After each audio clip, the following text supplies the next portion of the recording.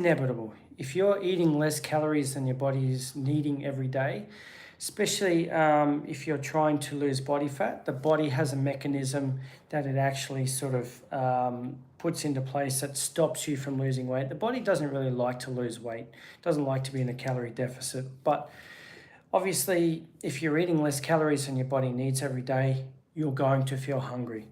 Now, what can we do to obviously offset this hunger? Well, number one is don't be in too much of a calorie deficit, okay?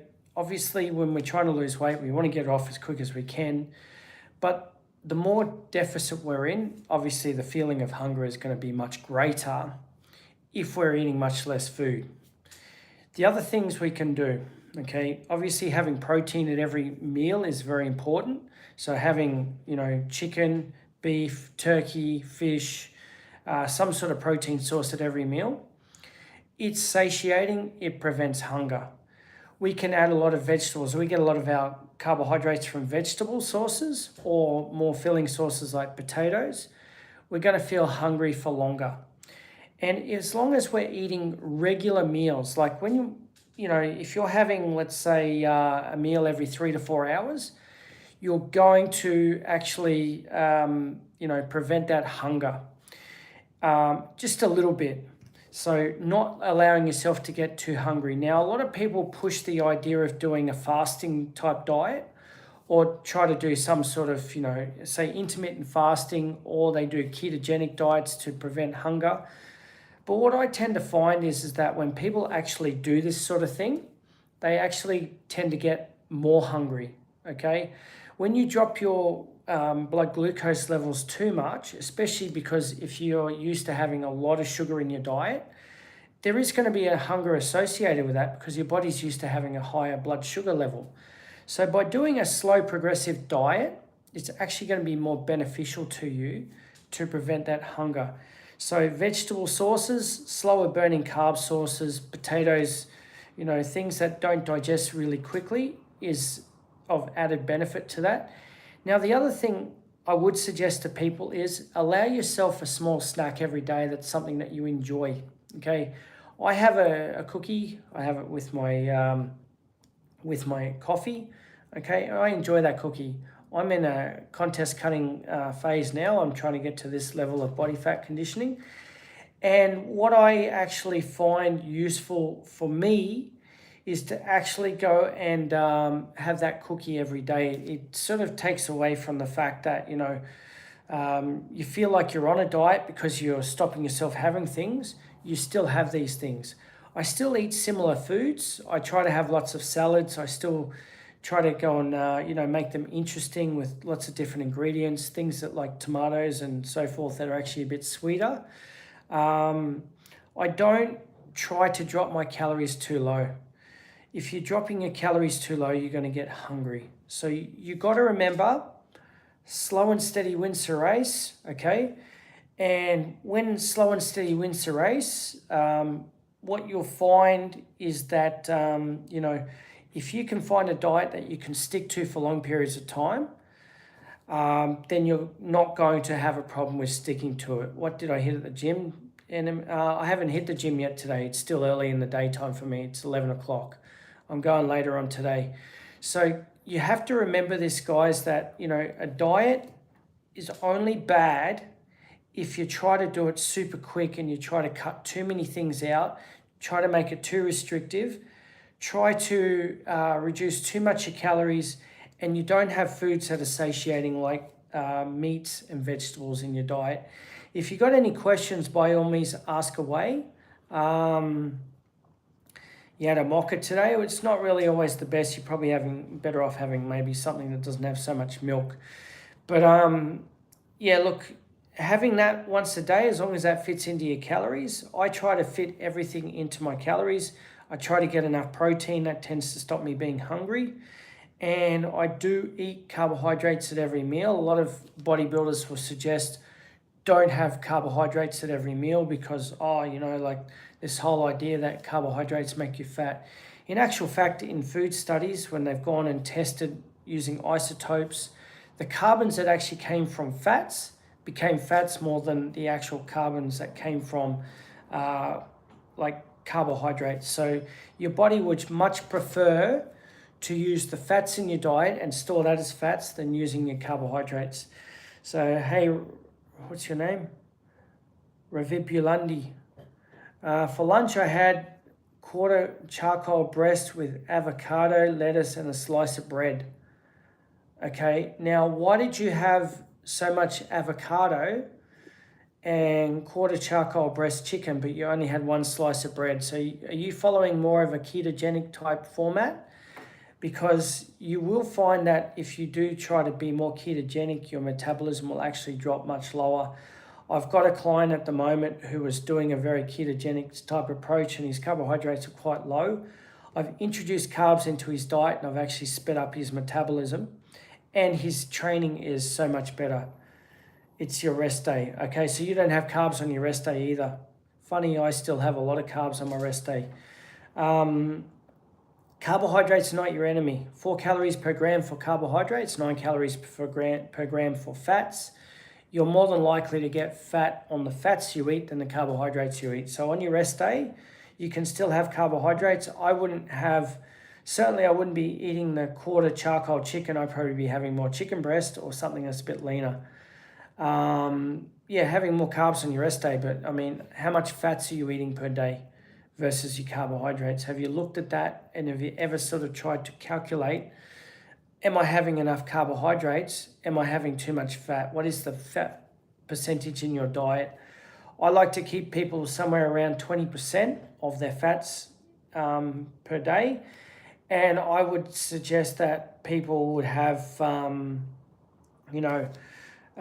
more carbohydrates, more protein at each meal. Roughly, I'd say if you're having 20% fats, you'd probably be dieting on, say, 40% carbs, 40% protein.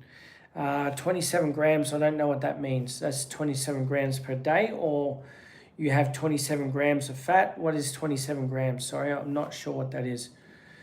Your TikTok. I did TikTok. I did my live on TikTok this morning. Now I'm doing my live here on this channel. So I do it here and I do it on TikTok. And I try to make this more of an idea-based sort of live. And on TikTok, I just answer questions, whatever is sort of asked of me. So today I'm talking about how to adhere to a diet, what to do with hunger, how can you reduce hunger, what are my methods for doing it. Certainly, as I discussed earlier, my methods for doing it is obviously eating higher fiber, eating more, protein, less fats, more fiber, and, carbohydrates in a slower burning form. You ask the same questions when you come on TikTok. So if you could ask your questions RV1 that relate to what we're talking about, that would be good. And also, mochas are not good because they have a lot of milk in it. And if you're not good with milk, then it's going to upset your stomach. So if you guys are finding that you're on a diet and you're very hungry, but you're trying to lose weight really quickly, my suggestion is slow down the weight loss, increase your calories, and follow a plan that's more achievable over the long term. Most people that have been successful at following a diet and losing weight and keeping it off didn't just go on a diet that was completely reduced calories. They didn't go on fad diets. They actually went on diets that more met their needs rather than diets that didn't come anywhere close to meeting their needs. Now, have you guys got any questions to do with hunger and how to prevent hunger on a diet? If you've got any questions on that, by all means, ask away.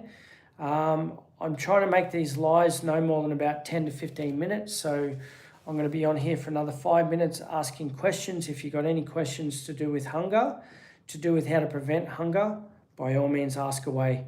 If there isn't any questions, I will probably cut the live short and I will share this live with all that I've been talking about. Now, definitely what I find too, by the way, guys, is that if I eat protein sources, I try to keep my protein sources relatively lean, okay? Because obviously if I'm eating a fatty protein source, it's contributing a lot of calories. I would prefer to get a lot of my calories from carbohydrates to help my training It gives me more energy when I'm training. Therefore, my strength loss is actually diminished by doing this sort of thing. So if you feel like you're lethargic when you're on a diet, it's probably your energy. And if you're also cutting back your carbohydrates on, if you're cutting back your carbohydrates and you're finding that your energy is diminished, I would actually probably put more carbohydrates in and cut back your fats.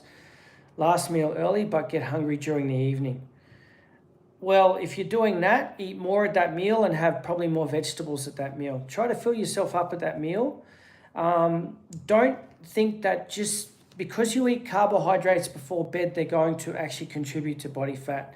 There has been studies that looked at carbohydrates both throughout the day and at the end of the day, and they did find that, it didn't make a difference to fat loss if you had more carbohydrates at the end of the day than during your day, okay?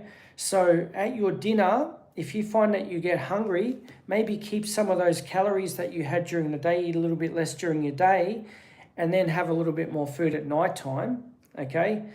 And try to have foods that are more sort of a little bit slower digesting. So if you have more fiber and you have more protein at that last meal, it will get you through to the morning, okay? You are going to be a little bit hungry. Now, what sort of calorie deficit are you on? Because that could make a big difference. If you're on a very low calorie deficit, okay, and you're trying to lose weight really quickly, that could also be a problem. So if you're on a diet and you're thinking, well, I want to lose 1 kilo a week or 2 kilos a week, that could be your other problem. If you want to burn calories quicker, use more exercise rather than being too restrictive with your diet. That's probably going to work better for you. But if you're getting really hungry at dinner time, more vegetables, more slower burning carbs. And definitely another thing too is if you're getting hungry during the evening, don't watch mainstream TV. The ads on mainstream TV are all geared towards making you hungry. So you buy all the rubbish that they're advertising, and they purposefully during those times put TV advertising with, food, snacks, ice creams and things like that. And you're like, oh man, I'm really hungry watching TV. So my suggestion is, eat more at nighttime. I'm in Spain. In Spain, it works a lot different here. We have dinner later, right? I still have dinner probably about 7:30, but I tend to find that because I have a lot of salad and things like that at dinner time, more vegetables, I don't get hungry later on. Okay, so, if you're doing that, okay, so how many calories are you on per day? Like, are you counting your calories and how much protein, carbs, and fats? Because that's going to be a big indicator. If you can give me that information, I can sort of tell you whether you're on the right track or not. Because obviously 72 kilos, you're in Queensland, Australia. Yeah, that's where I lived when I was in Australia. But look, even when I used to diet in Australia, I used to always fill up on a lot of vegetables. Vegetables don't have a lot of calories. How much vegetables do you have at night time? Because I would be looking at, with your plate, quarter of your plate might be protein, quarter of your plate might be some sort of carbohydrate source, and the rest of it is vegetables, which is a slow burning carb. So I would be having a lot more vegetables at night time, and broccoli, vegetables, carrot, all the different vegetables that you can eat generally only have about maybe 50 calories per 100 grams. Carb source maybe 70 to 100 calories per 100 grams. So that's what you're better off eating at night time, just filling up on that, okay, and letting it digest slowly. It will do much better for you to do that and not have shit in the house that you will eat. Not having sugary foods or foods that you're going to binge on. Don't have it near your lounge, you will eat it. Don't have it in your cupboard, you will eat it. All right, clean out your cupboard, clean out all that food, and only have what you need to have.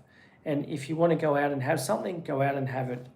Anyway, guys, I'm going to leave it at that. I'm going to put this live up if you want to come back and look at it. And I'm trying to come on at about this time every day, around 10:30, 11 o'clock Every day I'm going to come in this live for about 10 to 15 minutes and talk a different topic every day. Thanks for listening, and I'll see you in the next one.